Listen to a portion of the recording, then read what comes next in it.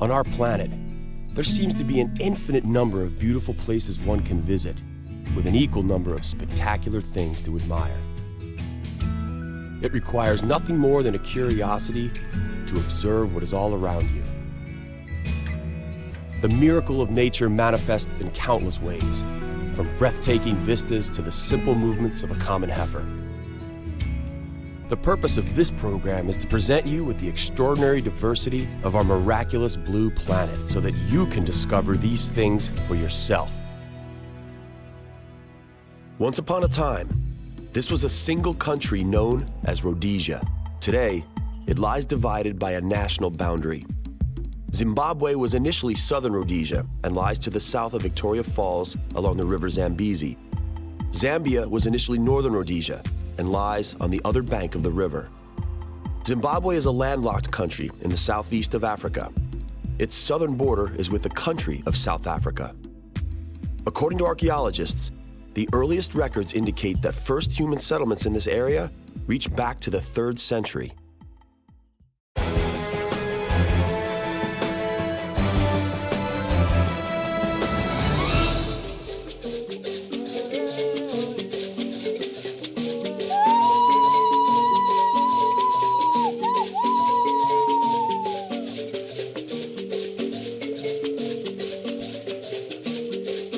Welcome to Zimbabwe, a country that could have been a real paradise had it not been for a single man, the dictator Robert Mugabe.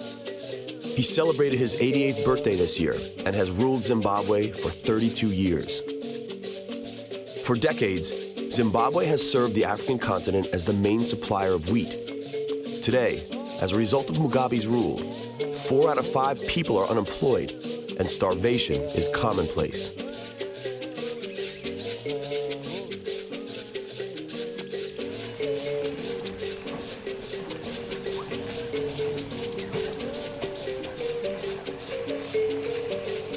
Among other things, Mugabe confiscated the land of white farmers and divided it among people whose loyalty he could depend on, but who were, at the same time, not up to the job.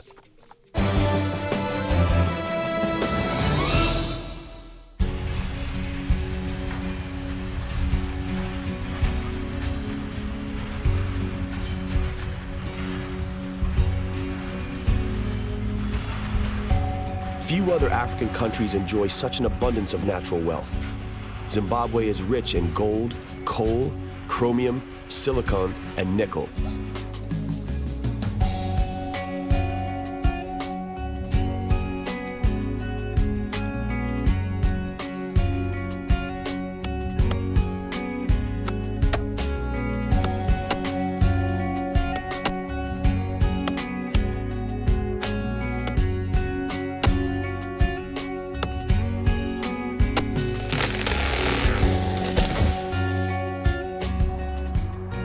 Over 12 million people live in Zimbabwe, most of them native Africans.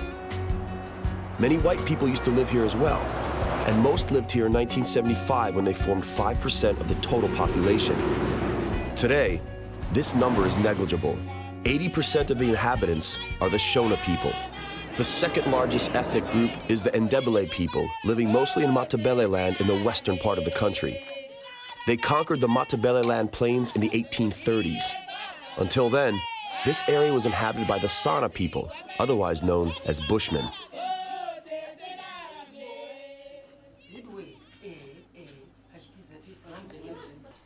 Zimbabwe ranks high in some pretty sad statistics. Life expectancy, for example, has been reduced from 61 to 34 over the last 20 years.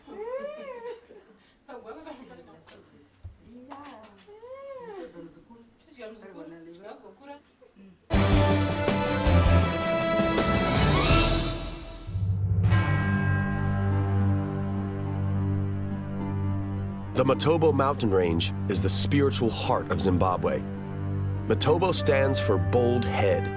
It is a place where many battles and reconciliations took place.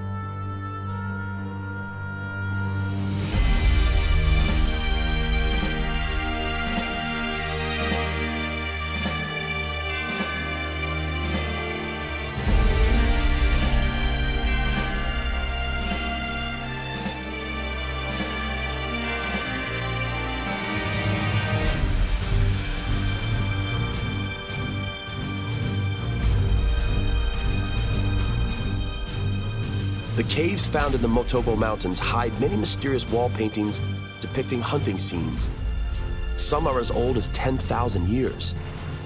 Human remains and prehistoric tools reaching back 35,000 years were also discovered in these caves.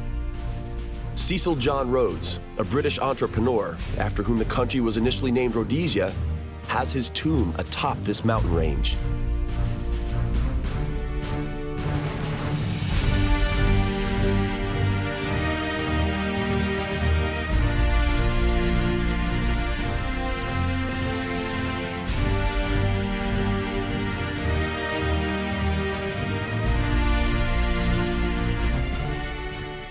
Zimbabwe's main crop is maize. Similarly, as Europe was once saved by American potatoes many centuries ago, Zimbabwe is kept afloat thanks to maize, also originally from America. Mr. Matuta's motor mill is an important venue for villagers from near and far who grow corn on their meager plots. They come bearing sacks of the crop, and the mill's employees rapidly turn it into the much-desired maize flour.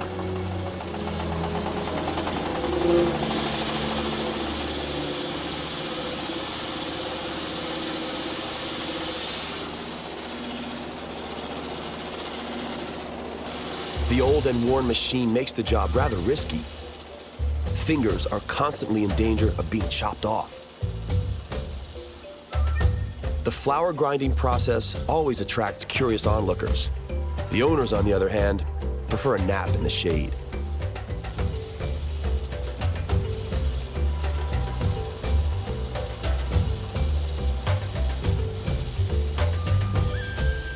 The flour is ready, and the pleased owner heads home. Means of transportation is directly linked to the state of the wallet.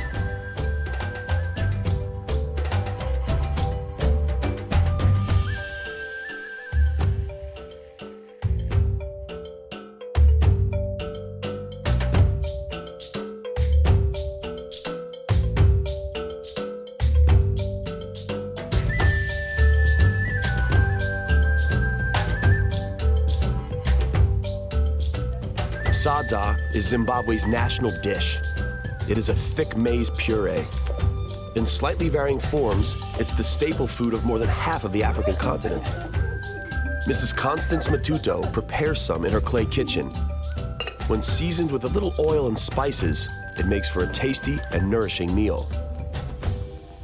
Cutlery is nowhere to be seen, but the crockery is lovely.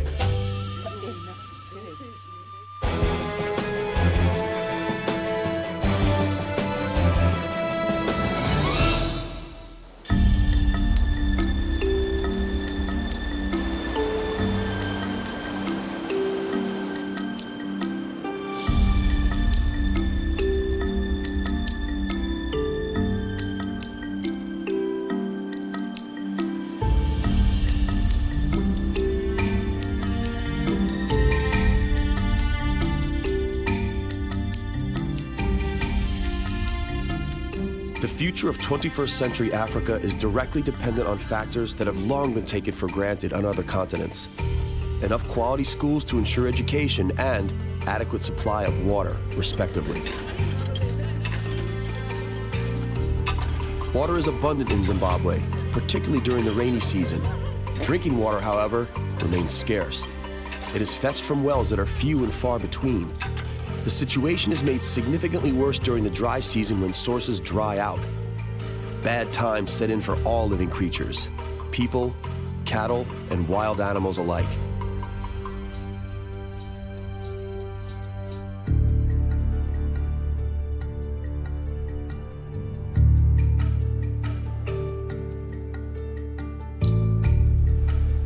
Desperate times call for desperate measures. The locals make decisions that may seem unusual to us. One such measure is making use of the so-called rain whisperer. Fitting equipment is required for the job in the form of a magic staff, black skirt, and a hat made from monkey and civet hide.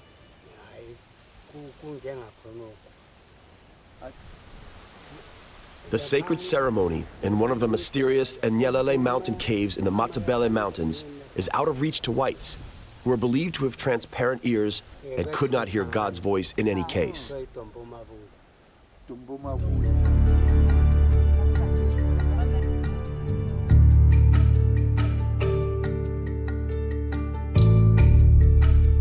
seems that God has been merciful, just like every year at the onset of the rainy season. After all, who cares whether the rain was brought by nature or by supernatural forces? What matters is that it is raining, and hard.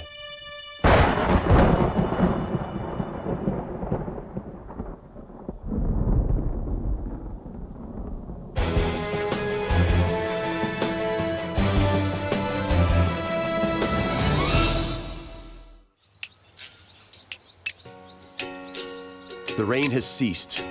There is a rainbow, and the endless pastures of the Hwange National Park are lush and green. Ostriches stroll peacefully, using their sharp vision to spot predators lurking in the tall grass. Evil tongues claim that an ostrich has a larger eye than brain. So what? It doesn't seem to bother him. The African bush is overflowing with life. Animals gather to drink each evening at natural water holes. The juiciest and sweetest grass lines the water holes. Many lovely plants and trees are in bloom: acacias, sturdy baobabs, as well as healing kigelias. The locals claim that the fruits of the bush cure just about everything.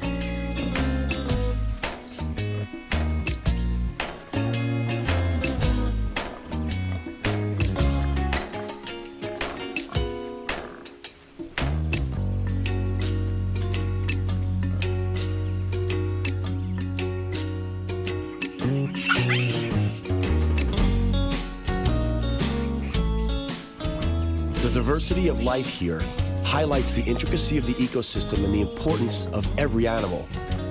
This is the time to slow down and really look around.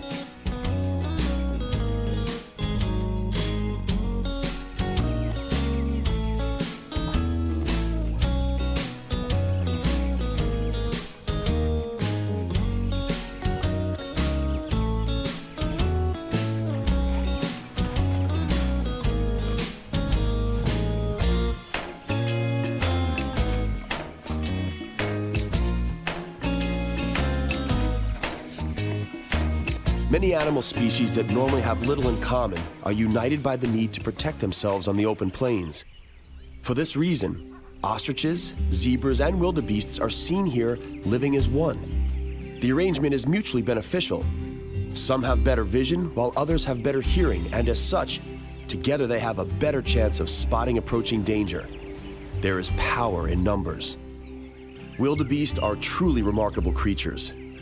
It's almost as if God had a few bits left over when creating the animal kingdom and used those bits to create a half-horse, half-cow as a prank. In other words, the wildebeest. In reality, wildebeests are relatives of the antelope in the Bovidae family. The tallest land animal, the giraffe, also lives in the Hwange Park. The males reach a respectable height of 5.5 meters and weigh around a ton. Arabian merchants once graced a giraffe with the name Zarafa, meaning the one that walks fast. Its Latin name, Giraffa camelopardalis, is a reminder of the mistaken idea that it was a cross between a camel and a leopard. The giraffe's height provides it with a remarkable view and enables it to feed on vegetation inaccessible to other species. In everyday life, though, this height presents a complication. Even such mundane feats as quenching thirst entail a complicated operation. Due to their height, giraffes must regulate their blood pressure to prevent brain damage when lowering their heads.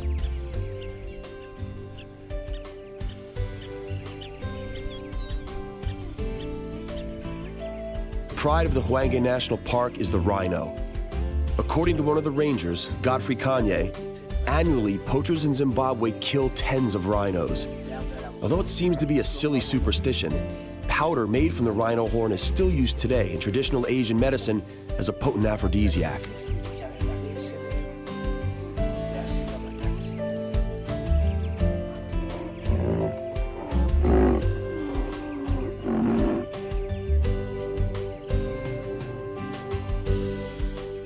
The rhinoceros, together with the elephant, rank among Africa's mightiest animals. In Zimbabwe, as anywhere else in the world, the lion is the ruler of the animal kingdom. This pride of 4 lionesses and 4 playful cubs are resting peacefully, having had their day's fill. A curiosity is an electronic collar worn by one of the lionesses, which enables scientists to monitor the movement of this pride while in the bush.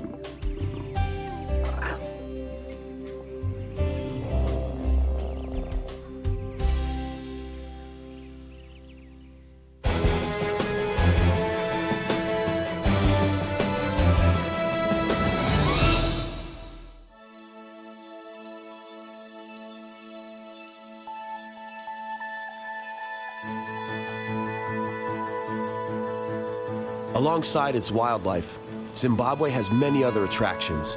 With Zambia, it shares a world rarity.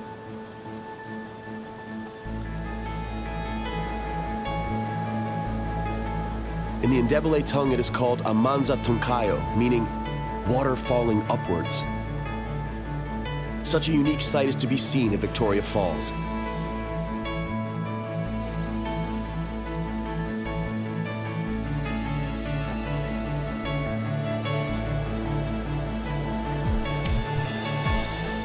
The waterfall was discovered in 1855 by a Scottish traveler and missionary, David Livingstone, who proclaimed that such a stunning sight is certainly admired by angels as they fly overhead.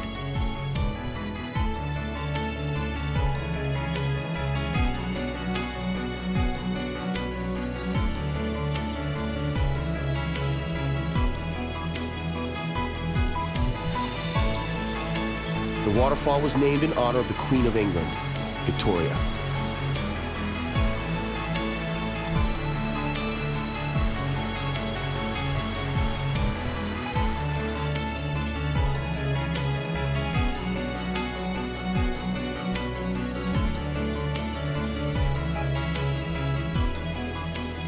On its way toward the Indian Ocean, the 1,700-meter wide Zambezi River suddenly drops into a 100-meter depth.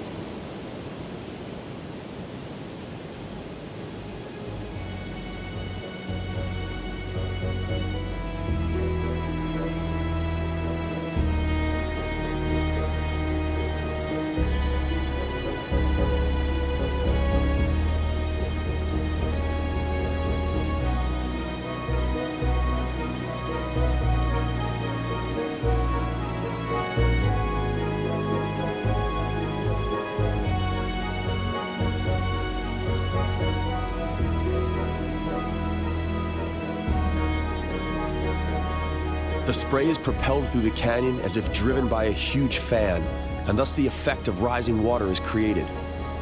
During the rainy season, when 10,000 cubic meters per second flow through the river, the spray reaches 500 meters high.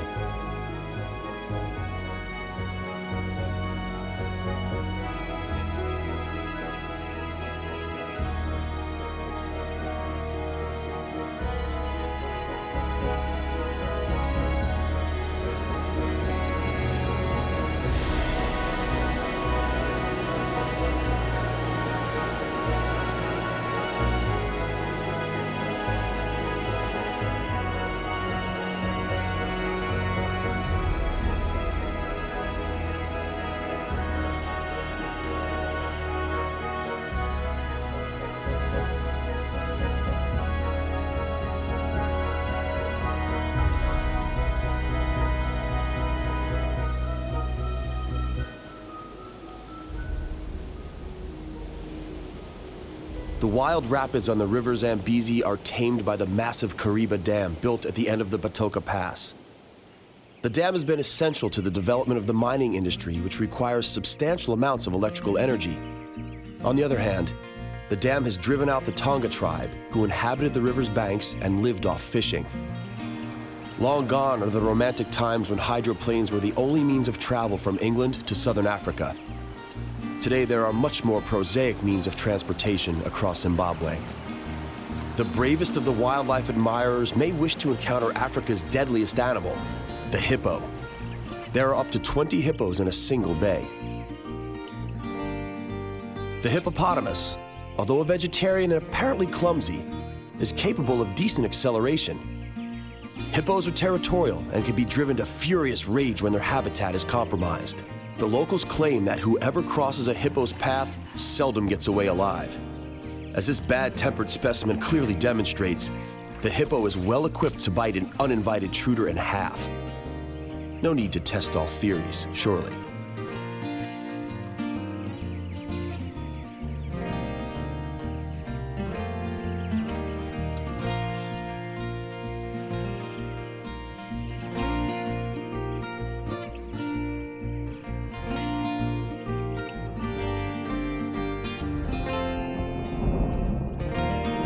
A storm is headed our way. During the rainy season, it rains more or less non-stop for almost 100 days. The storms irrigate the scorched land, and dried-out riverbeds, as well as water levels in lakes, rise by several meters. There is no need for wildlife to migrate all the way to waterholes, and so the already slow rhythm of life slows down even more.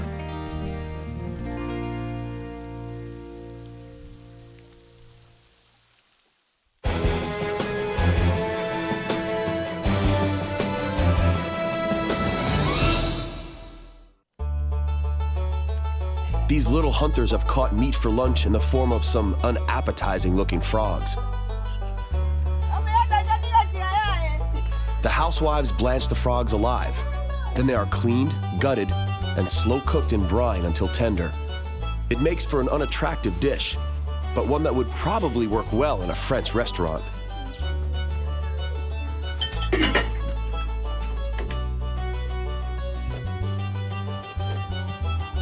Waiting for the meat to cook is the perfect opportunity to tell stories. Story and fable-telling skill is an art form in Africa, as is dancing and singing. Mrs. Bongi Nakonda recounts the story of a jackal and a crow for the children. It is the equivalent of the fable about the cunning fox that stole a bit of cheese from the mad crow, only here, in Africa, there is a jackal instead of a fox and a chunk of meat instead of cheese.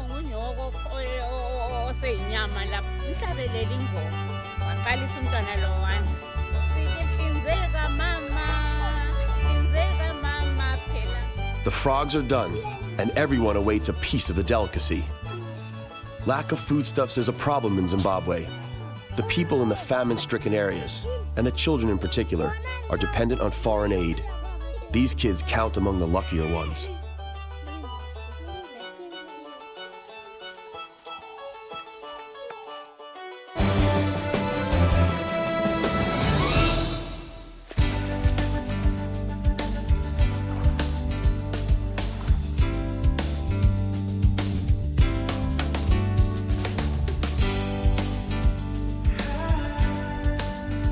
Zimbabwe, a beautiful and naturally wealthy country with enchanting nature on the surface and immeasurable mineral wealth beneath the surface, made poor by a man.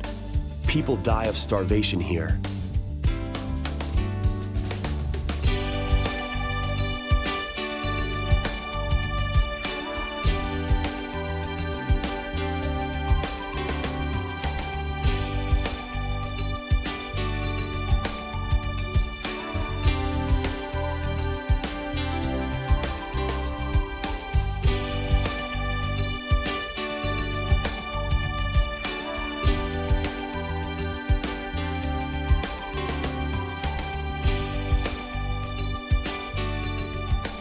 Let us pray that this splendid part of Africa has happier times and wiser rulers in store for it. Lisa Lekule, Zimbabwe. Farewell.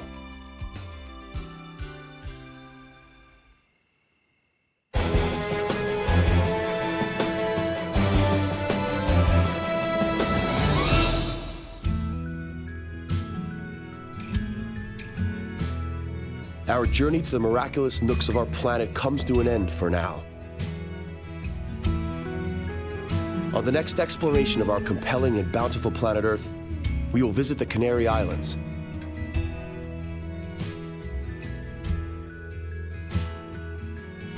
We'll learn that Opuntia is not suitable just for delicious fruit compote. And we'll end our journey at possibly the world's loveliest coastal cliffs in Guelmin. That's all right here on Miracles of Nature. We hope you'll join us.